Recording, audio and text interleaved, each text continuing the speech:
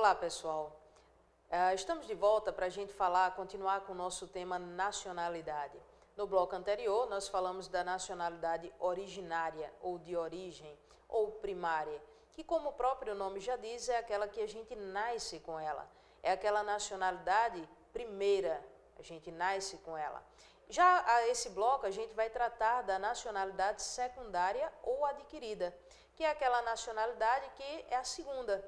Nós não nascemos com ela, nós a adquirimos depois de nascido. Então, seria aquele caso do sujeito que nasce norte-americano e depois se naturaliza brasileiro.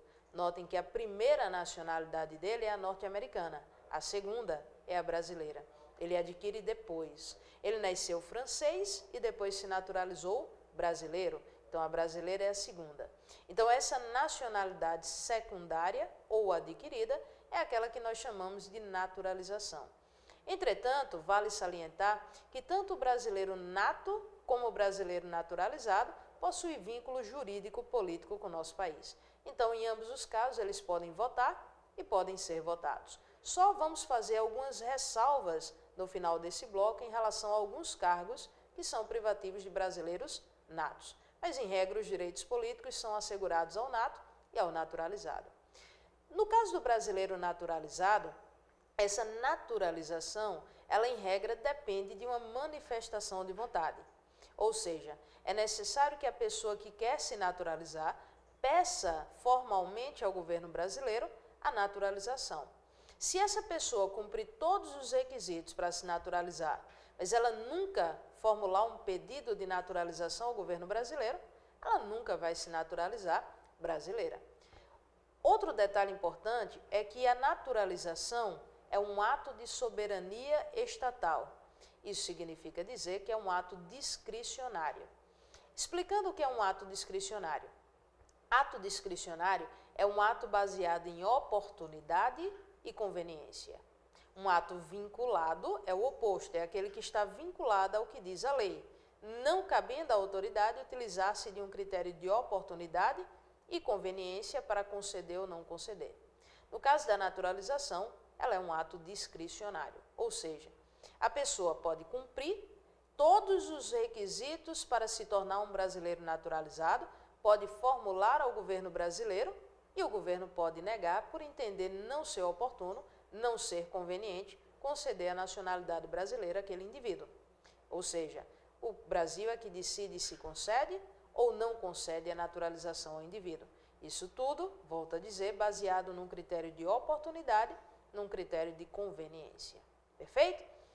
Notem que no caso da nacionalidade originária do brasileiro nato, ela não é um ato discricionário, ela é um ato vinculado, ou seja, se o sujeito recair em uma daquelas hipóteses que estudamos no bloco anterior, ele tem que ser considerado brasileiro nato. Não é uma opção do nosso governo reconhecer a nacionalidade. Ele já nasce brasileiro nato. Já a naturalização depende, essa sim, de um critério de oportunidade e conveniência, do governo querer ou não conceder a nacionalidade a esse estrangeiro. Então, vamos estudar agora quais situações um sujeito pode se naturalizar brasileiro. Vamos para o nosso slide. Primeira hipótese, a Constituição diz que são brasileiros naturalizados os que, na forma da lei, adquiram a nacionalidade brasileira, exigidas aos originários de países de língua portuguesa, apenas residência por 1 ano ininterrupto e idoneidade moral. A redação, ela não é muito clara, mas se a gente for olhar, observar atentamente, a gente vai perceber que ele está falando de duas hipóteses distintas de naturalização. Vamos voltar ao texto e separar essas duas hipóteses. São brasileiros naturalizados, primeira hipótese, os que na forma da lei adquiram a nacionalidade brasileira. É possível perceber que essa primeira hipótese se aplica àquelas pessoas que não são originárias de países que se fala a língua portuguesa. Continuando a redação, ele diz: exigidos aos originários de países de língua portuguesa, apenas residência por 1 ano ininterrupto e idoneidade moral. A segunda hipótese, a gente percebe que ela é aplicada apenas àquelas pessoas que vêm de países em que se fala a língua portuguesa. Então, vamos fazer essa distinção. Voltando ao nosso slide, a gente vai fazer a distinção entre a primeira e a segunda hipótese.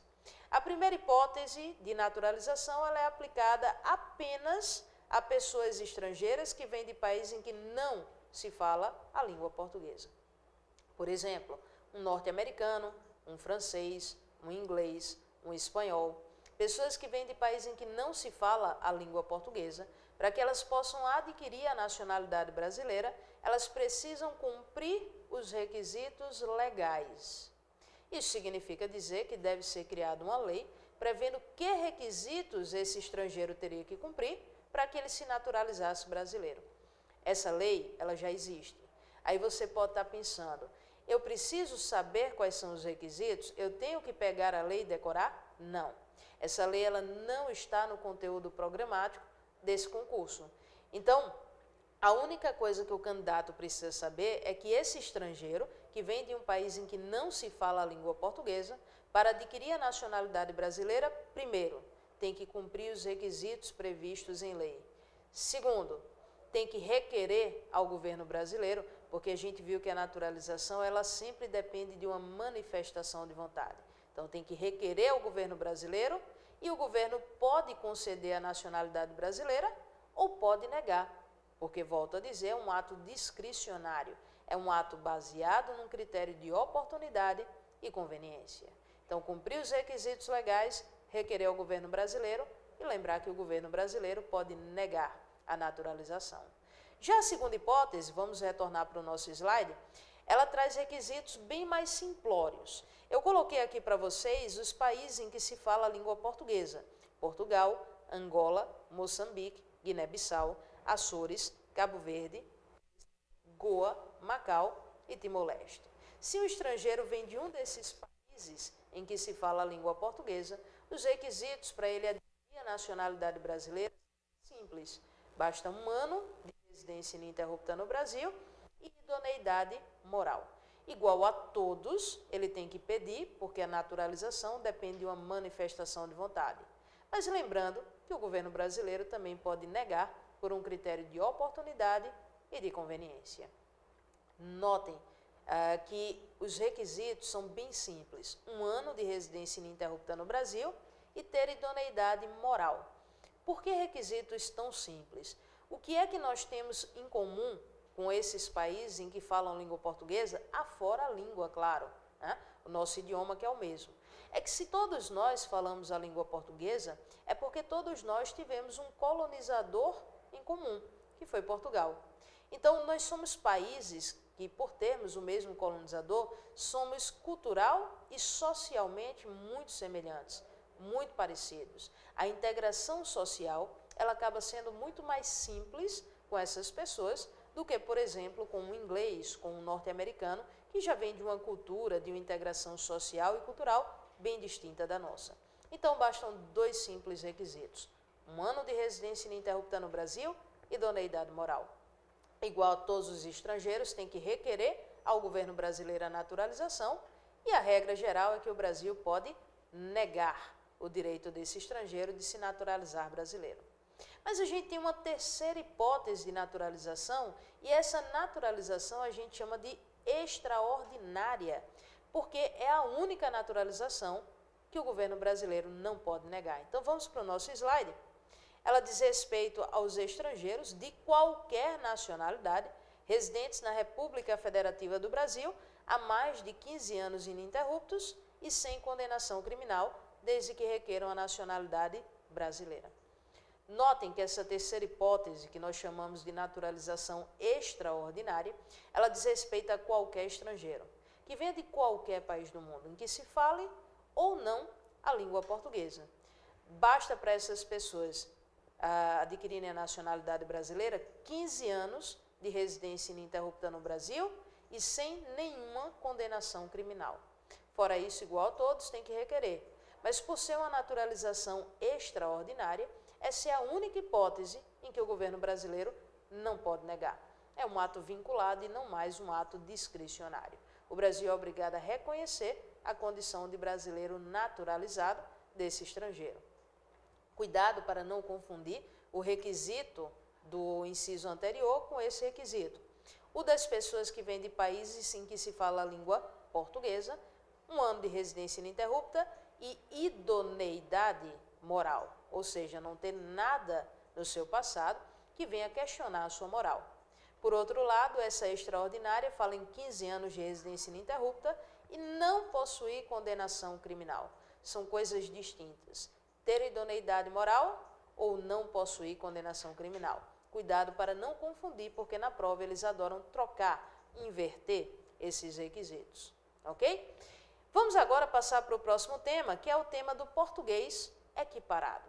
A nossa Constituição, ela determina que, havendo reciprocidade entre Brasil e Portugal, o português que mora no Brasil gozará dos direitos de um brasileiro. Bem, isso é o que está na Constituição.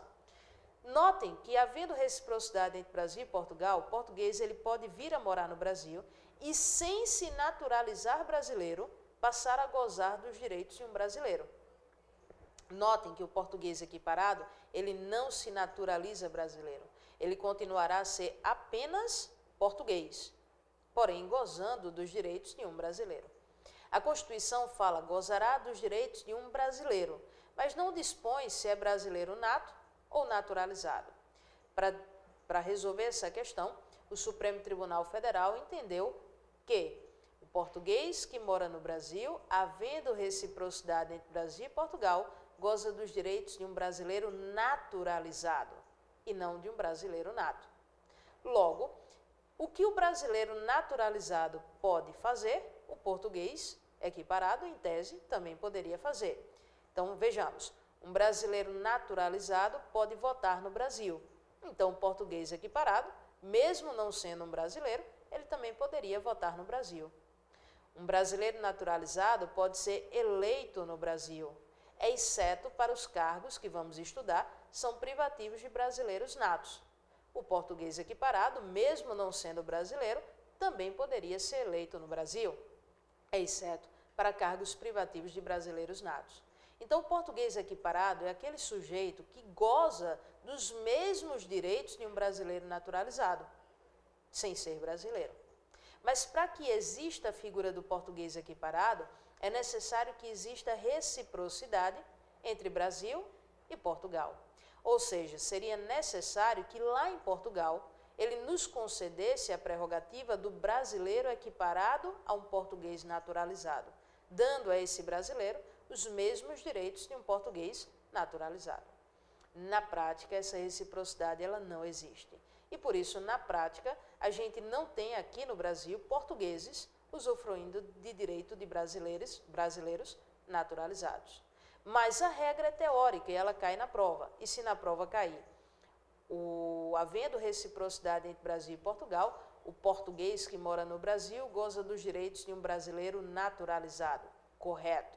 Se cair na prova, havendo reciprocidade entre Brasil e Portugal, o português goza dos direitos de um brasileiro, sem especificar que é naturalizado, correto também.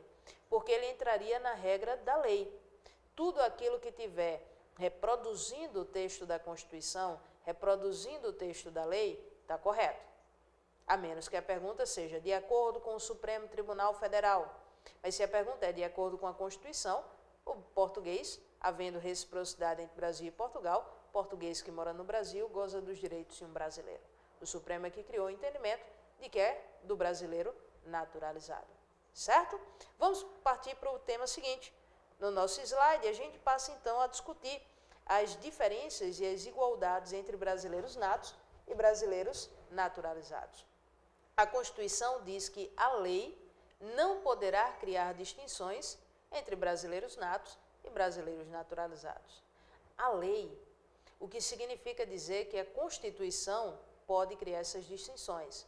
O que não pode é a lei infraconstitucional criar outras distinções entre brasileiros natos e naturalizados. Então, a regra geral no Brasil é: brasileiros natos e naturalizados têm os mesmos direitos, mas a Constituição pode criar distinções. E a Constituição cria 4 distinções entre brasileiros natos e brasileiros naturalizados. A primeira delas diz respeito aos cargos privativos de brasileiros natos. Então, diz a Constituição que são cargos privativos de brasileiros natos. Vamos voltar ao nosso slide? Presidente da República, vice-presidente da República, presidente da Câmara dos Deputados, presidente do Senado Federal, ministros do Supremo Tribunal Federal, carreira diplomática, oficial das Forças Armadas e ministro de Estado de Defesa. Ah, mas Cristiana, como é que eu vou decorar tantos cargos assim, privativos de brasileiros natos? É muito difícil, não é? Não é difícil porque eles foram criados com uma lógica. Então, por exemplo, todo mundo sabe, não precisa ter estudado direito, mas é intuitivo saber que o presidente da República, ele tem que ser nato. Então, se o presidente da República tem que ser brasileiro nato, todos aqueles que entram na linha sucessória do presidente e que podem vir a ocupar a presidência, também têm que ser brasileiros natos. Então, por exemplo, se o presidente morre, quem assume? O vice. Logo, o vice tem que ser brasileiro nato. Se o vice-presidente morre, quem assume é o presidente da Câmara dos Deputados. Logo, ele tem que ser brasileiro nato. Se o presidente da Câmara dos Deputados também morre, quem assume é o presidente do Senado Federal. Logo, ele tem que ser brasileiro nato. E se o presidente do Senado morre, quem assume é o presidente do Supremo Tribunal Federal. Logo, ele tem que ser brasileiro nato. Mas depois eu vou fazer uma observação em relação ao presidente e aos ministros do Supremo. Então, notem que os primeiros, eles são intuitivos, porque como eles entram na linha sucessória do presidente, ou estamos falando também do próprio presidente, ele tem que ser brasileiro nato. O problema é que, voltando ao Supremo, não apenas o ministro presidente do Supremo Tribunal Federal tem que ser nato, mas todos os ministros que compõem o Supremo Tribunal Federal têm que ser brasileiros natos. E a razão de ser, para ser o órgão de fiscalização da Constituição Federal. Então, é ele quem protege a norma suprema do nosso país. É ele quem protege a Constituição Federal. Os outros 3 cargos que são privativos de brasileiros natos são carreiras diplomáticas, oficiais das Forças Armadas e ministro de Estado de Defesa. E esses cargos, eles são privativos de brasileiros natos por uma questão de segurança nacional. O que faz uma carreira diplomática? A diplomacia é essa comunicação entre os países. Então, quando a gente coloca uma pessoa para fazer esse intermédio entre os países, é preciso que se tenha muita confiança, porque uma comunicação mal feita pode gerar uma guerra. Então, um país abre as suas portas para permitir um diplomata de outro país se instalar lá, numa embaixada, num consulado, e é preciso ter essa relação de confiança para evitar que um incidente diplomático gere uma guerra entre 2 países. Então, por uma questão de segurança nacional, esses cargos aí, eles também são privativos de brasileiros natos. Os oficiais das Forças Armadas. Se a gente for pensar Forças Armadas, a gente está falando em Marinha, Exército e Aeronáutica. E, em regra, as Forças Armadas, elas atuam em caso de segurança nacional, ou seja, em caso de guerra, ou ainda em caso de agressão armada estrangeira contra o Brasil. Então, os oficiais são as altas patentes das Forças Armadas. São eles que, em caso de guerra, vão comandar as tropas em campo. Então, é necessário que, por uma questão de segurança nacional, os oficiais das Forças Armadas sejam brasileiros natos. Imagina uma guerra Brasil-Estados Unidos, onde os oficiais das Forças Armadas fossem norte-americanos naturalizados brasileiros. Provavelmente, isso geraria um conflito à nossa segurança nacional e, consequentemente, ao interesse nacional. Então, por uma questão de segurança nacional, os oficiais, ou seja, as altas patentes, elas devem ser privativas de brasileiros natos. Soldado, cabo, sargento, que são as baixas patentes, essas aí podem ser exercidas por brasileiros natos ou ainda por brasileiros naturalizados. As altas patentes, a partir dos oficiais, são privativos de brasileiros natos. E o último cargo é o de ministro de Estado de Defesa. De todos os ministérios que nós temos no governo federal, o único que é privativo de brasileiro nato é o caso do Ministério da Defesa. Por quê? O ministro da Defesa, ele cuida também da segurança nacional. Então, ele quem vai cuidar dessa questão relacionada à guerra e da agressão armada estrangeira.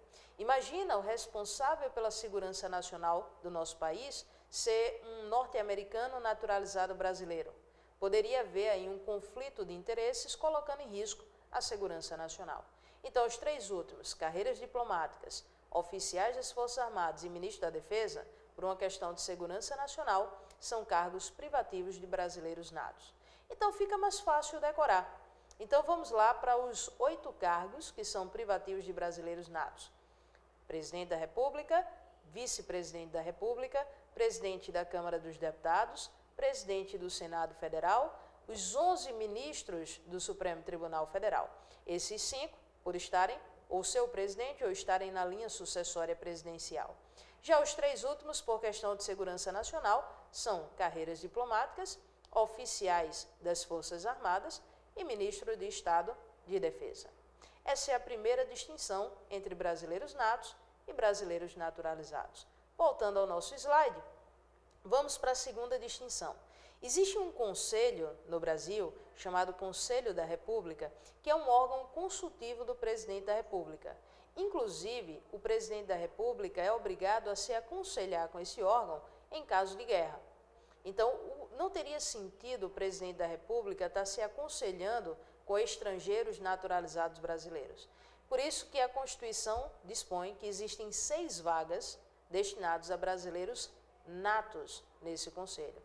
Por que brasileiros natos? Volto a dizer, isso é um órgão consultivo do presidente da República, inclusive em caso de guerra. Então, imagina o presidente em caso de guerra se aconselhando com pessoas que não sejam brasileiras de origem. Então, não tem sentido. Então, 6 vagas no Conselho da República destinadas a brasileiros natos. A outra distinção diz respeito à extradição. Então, nós temos aqui a regrinha que nós estudamos lá no capítulo de Direitos e Garantias Individuais e Coletivos, artigo 5º. O brasileiro nato, de acordo com o artigo 5º, não poderá ser extraditado.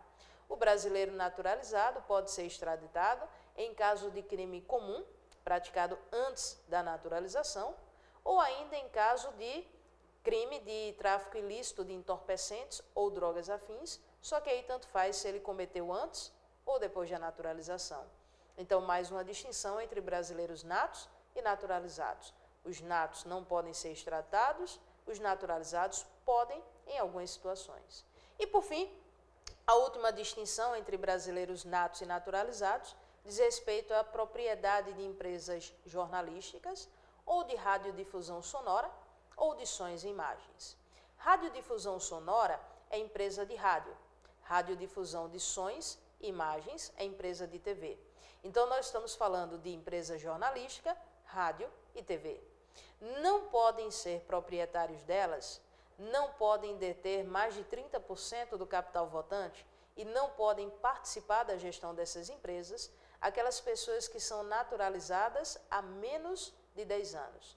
Os naturalizados há mais de 10 anos e os brasileiros natos podem ser proprietários dessas empresas ou detentores de mais de 30% do capital votante ou participar da gestão delas.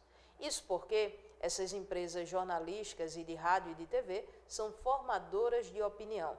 Então, entregar a gestão de um formador de opinião a um estrangeiro ou a um recém-naturalizado, ela pode gerar um risco à segurança nacional. Então, observemos mais uma vez 4 distinções criadas pela Constituição entre brasileiros natos e brasileiros naturalizados, não podendo a lei criar nenhuma outra. Então, as 4 distinções. A primeira diz respeito aos cargos. São cargos privativos de brasileiros natos: presidente, vice-presidente, presidente da Câmara, presidente do Senado, ministros do STF, carreiras diplomáticas, oficiais das Forças Armadas e ministro de Estado de Defesa. Segundo, 6 vagas no Conselho da República que são destinadas a brasileiros natos, exclusivamente a brasileiros natos. Terceiro, extradição. O brasileiro nato não poderá ser extraditado. O naturalizado pode, por crime comum praticado antes da naturalização ou comprovado envolvimento em tráfico ilícito de entorpecentes e drogas afins. E a 4ª e última distinção, não poderão ser proprietários nem detentores de mais de 30% do capital votante e nem participar da gestão de empresas jornalísticas ou de radiodifusão sonora ou de sons e imagens, os naturalizados há menos de 10 anos. Só podem ser proprietários, detentores de mais de 30% do capital votante ou participar da gestão delas, os naturalizados há mais de 10 anos ou brasileiros natos. Então, 4 distinções. E, por fim, o último tema diz respeito à perda da nacionalidade. Uma questão recorrente em prova diz: o brasileiro nato pode perder a nacionalidade brasileira. E essa questão está correta. Podem perder a nacionalidade brasileira tanto os brasileiros natos como os brasileiros naturalizados. E para a gente poder verificar isso, eu coloquei aqui o texto da própria Constituição no nosso slide. Então vamos para a leitura dele. Notem que está escrito lá: será declarada a perda da nacionalidade do brasileiro que, item 1, tiver cancelada a sua naturalização por sentença judicial em virtude de atividade nociva ao interesse nacional. Essa primeira hipótese de perda da nacionalidade, fica claro que ela se aplica apenas ao naturalizado. Então, será declarada a perda da nacionalidade daquele que tiver cancelada a naturalização por sentença judicial por atividade nociva ao interesse nacional. Essa primeira hipótese de perda da nacionalidade a gente não aplica ao brasileiro nato, mas apenas ao naturalizado. E não é em qualquer crime comum que o sujeito vai perder a nacionalidade brasileira, mas apenas quando ele for condenado por sentença judicial pela prática de uma atividade nociva ao interesse nacional. Por exemplo, um estrangeiro naturalizado brasileiro cometeu um crime de latrocínio, roubo seguido de morte. Ele não perde, em regra, a nacionalidade brasileira. Por quê? Porque isso não é considerado um ato nocivo ao interesse nacional. Mas imagina que um norte-americano naturalizado brasileiro estivesse passando informações sigilosas do governo brasileiro para o governo dos Estados Unidos, comprometendo assim a segurança nacional. Então, nesse caso, seria um ato nocivo ao interesse nacional. E se condenado por sentença judicial, esse brasileiro ele perderia a nacionalidade brasileira, a naturalização brasileira. Já a segunda hipótese, a gente vai perceber que ela pode ser aplicada ao brasileiro nato ou brasileiro naturalizado. Então vamos para a redação. Será declarada a perda da nacionalidade do brasileiro que, item 2, adquirir outra nacionalidade. Notem que eu coloquei em vermelho a palavra nacionalidade. Por quê? Nacionalidade é gênero, que é composto de duas espécies, a nacionalidade originária e a nacionalidade secundária, ou seja, a nacionalidade de origem, que é a do brasileiro nato, e a nacionalidade adquirida, que é a do brasileiro naturalizado. Então, voltando à leitura, a gente pode perceber: será declarada a perda da nacionalidade originária ou secundária, porque são as espécies de nacionalidade, do brasileiro que adquirir outra nacionalidade. Logo, nessa hipótese de aquisição de outra nacionalidade, tanto podem perder a nacionalidade o brasileiro nato, como o brasileiro naturalizado. Isso porque a regra no Brasil é que o Brasil não admite a dupla nacionalidade. O Brasil admite apenas a nacionalidade brasileira. A aquisição espontânea de outra nacionalidade, ela gera a perda da nacionalidade brasileira, originária ou secundária, do brasileiro nato ou do brasileiro naturalizado. Porém, tem duas exceções. Tem duas situações em que a Constituição expressamente permite que você cumule a nacionalidade brasileira com outras ou outra nacionalidade. É o caso da primeira exceção, da linha A, quando todas as nacionalidades elas forem originárias, forem de origem. Então, por exemplo, falamos aqui no bloco anterior uma situação em que o sujeito era brasileiro nato, norte-americano nato, italiano nato. Ele pode acumular todas essas nacionalidades porque todas elas são nacionalidades originárias. Nato, brasileiro nato, americano nato, italiano nato, todas originárias. Como a nacionalidade originária, em regra, independe da nossa vontade, a gente nasce com ela, então não seria justo você nascer independentemente da sua vontade, brasileiro, americano, italiano, e perder a brasileira. Para que isso não aconteça, a gente pode acumular a nacionalidade brasileira com várias outras nacionalidades, desde que todas elas sejam originárias. A segunda exceção permite que a gente acumule a nacionalidade brasileira com outra ou outras naturalizações, ou seja, outras nacionalidades secundárias, desde que elas sejam impostas como condição de você viver num país trabalhar naquele país ou gozar de direitos civis naquele país. Por exemplo, isso acontece frequentemente com jogadores de futebol. Fulano de tal foi jogar na Espanha e lá na Espanha eles têm uma lei de cota. Somente 30% dos times espanhóis podem ser compostos de estrangeiros. Os outros 70% têm que ser compostos de nacionais. Fulano, brasileiro nato, foi jogar na Espanha e a cota do estrangeiro estava preenchida. Então, a única condição para ele ficar na Espanha e jogar, trabalhar pelo time espanhol, seria ele se naturalizar espanhol. Nesse caso, ele não perde a nacionalidade brasileira porque a naturalização dele não foi espontânea. Foi imposta como condição de ele viver naquele país e trabalhar naquele país. Então, quando a naturalização ela é imposta, a gente não perde a brasileira. Mas se ele chegasse lá e ainda tivesse a cota do estrangeiro, não sendo necessária a sua naturalização, e ainda assim espontaneamente ele optasse pela nacionalidade espanhola, ele perderia a nacionalidade brasileira. Então, recapitulando, para a gente finalizar esse tema, são duas as hipóteses de perda de nacionalidade. A primeira delas, daquele que tiver cancelada a naturalização por sentença judicial por atividade nociva ao interesse nacional, só do naturalizado. A segunda se aplica ao nato ou naturalizado quando ele adquire outra nacionalidade, exceto se todas forem originárias, ou se a segunda ou as demais forem secundárias naturalizações, porém impostas, como condição de ele viver no país, de ele permanecer naquele país, trabalhar e gozar de direitos civis naquele país. E a regra no Brasil é que a gente não admite a dupla nacionalidade, mas tem exceção. E com isso, a gente finaliza o tema de nacionalidade e no próximo bloco a gente vai desenvolver o tema direitos políticos e partidos políticos. Até a próxima.